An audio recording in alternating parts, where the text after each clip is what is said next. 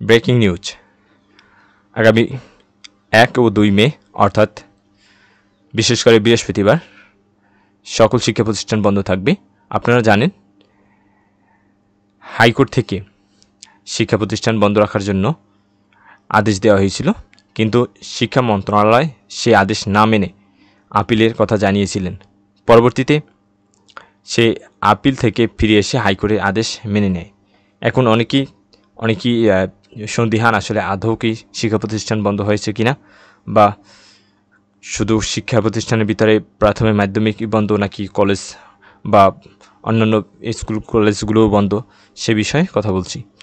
তীব্র তাপপ্রবাহে স্কুল বন্ধে হাইকোর্টের আদেশের বিরুদ্ধে আপিলের কথা জানিয়েছিলেন শিক্ষামন্ত্রী মহিবুল হাসান চৌধুরী নওফেল। তবে আপিলের সিদ্ধান্ত থেকে সরে এসেছে মন্ত্রণালয়। ফলে বৃহস্পতিবার 2 মে পর্যন্ত ছুটি থাকছে শিক্ষা প্রতিষ্ঠান। মঙ্গলবার 30 এপ্রিল দুপুরে হাইকোর্টের রাষ্ট্রপক্ষের আইনজীবীরা জানান, গরমের কারণে শিক্ষা প্রতিষ্ঠান বন্ধের হাইকোর্টের আদেশের বিরুদ্ধে আপিল করবে না শিক্ষা মন্ত্রণালয়।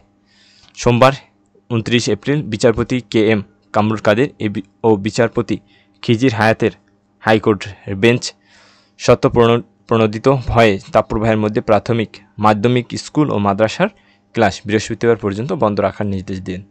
অর্থাৎ সেখানে শুধু প্রাথমিক মাধ্যমিক ও মাধ্যমিক স্তর এবং প্রাথমিক স্তরের যে মাদ্রাসাগুলো রয়েছে সকল মাদ্রাসা বন্ধ থাকবে। সেখানে কোনো অর্থাৎ কলেজ বা বিশ্ববিদ্যালয়ের কোনো কথা উল্লেখ ছিল না বা উল্লেখ নেই, সেহেতু সেখানে শুধু প্রাথমিক মাধ্যমিক ও মাদ্রাসাসমূহ বন্ধ থাকবে।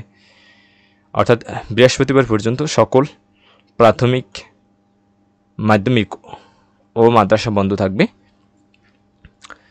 এই ছিল আপডেট তথ্য। ভিডিওটি দেখার জন্য সবাইকে ধন্যবাদ।